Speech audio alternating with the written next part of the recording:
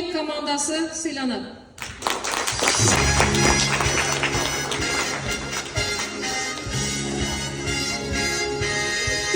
Молодцы. Так, ошондой эле грамота менен биринчи орунду ээлегендиги үчүн Батырлар урпагы командасы сыйланат.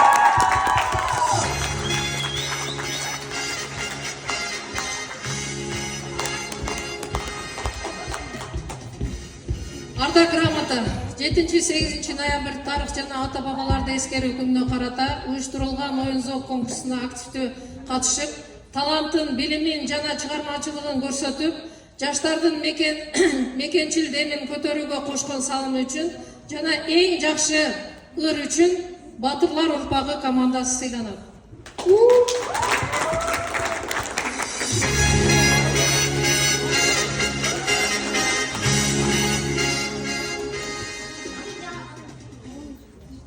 Ошондой эле арда грамота менен эң жакшы бий үчүн Мурас командасы сыйланат.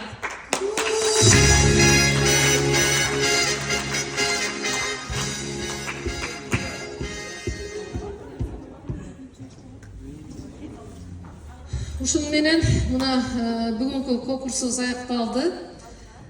Бул командалардын өзү до конца турбай кетип калышы бул сыйлабагандыкты билдирет. Туурабы? Канчанчы орунду алганда деле командалар до конца туруш керек. Бул кетип калган командаларга тиешеси бар. Ошону мугалимдер, студенттер жеткирип коет деген үмүттөмүн. Рахмат, барыңыздарга ийгилик.